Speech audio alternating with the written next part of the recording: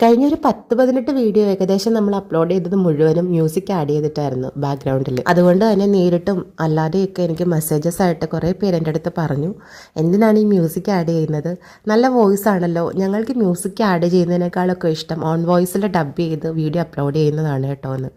എനിക്കൊത്തിരി സന്തോഷമായി അങ്ങനെ കേട്ടപ്പോഴത്തേക്ക്.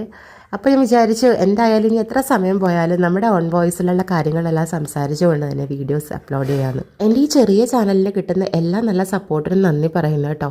നിങ്ങൾ തരുന്ന ഓരോ നല്ല അഭിപ്രായങ്ങളുമാണ് എനിക്ക് ശരിക്കും പറഞ്ഞിട്ടുണ്ടെങ്കിൽ വീഡിയോസൊക്കെ അപ്ലോഡ് ചെയ്യാനായിട്ടുള്ള ഇൻസ്പിറേഷൻ. കുറച്ച് പേര് എൻ്റെ അടുത്ത് ചോദിക്കുന്നുണ്ട്, യൂട്യൂബിൽ നിന്ന് വരുമാനമൊക്കെ കിട്ടി തുടങ്ങിയോ, കുറേ നാളായാലോ വീഡിയോസൊക്കെ ചെയ്ത് അപ്ലോഡ് ചെയ്യാൻ തുടങ്ങിയിട്ടെന്ന്.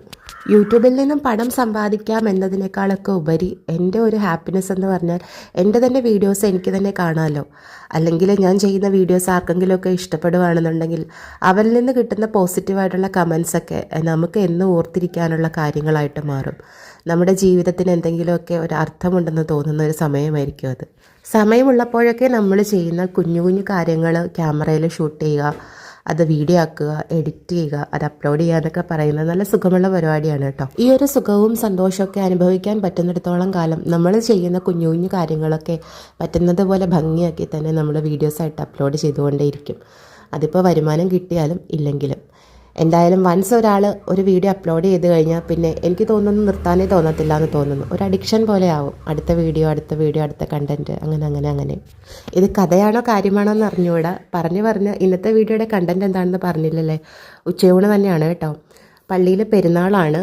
ഇടവകപ്പള്ളിയിലെ മധ്യസ്ഥ വിശുദ്ധ കൊച്ചുത്രേസ്യയുടെ പെരുന്നാളാണ്. അപ്പോൾ വൈകുന്നേരമാണ് പെരുന്നാൾ. ഉച്ചയ്ക്കത്തെ ഊണിനുള്ള പ്രിപ്പറേഷൻസൊക്കെ ആയിരുന്നു കേട്ടോ കണ്ടുകൊണ്ടിരുന്നത്. ഇന്ന് രാവിലെ എഴുന്നേറ്റ് വന്നത് അത്യാവശ്യം നല്ല ജലദോഷവും തുമ്മലൊക്കെ ആയിട്ടാണെങ്കിലും ഇഷ്ടപ്പെട്ട കറിയൊക്കെ കൂട്ടി ഊണ് കഴിക്കാനുള്ള ആഗ്രഹം കാരണം എന്തായാലും പാചകം ചെയ്യാനായിട്ടൊരു മടിയും കാണിച്ചില്ല.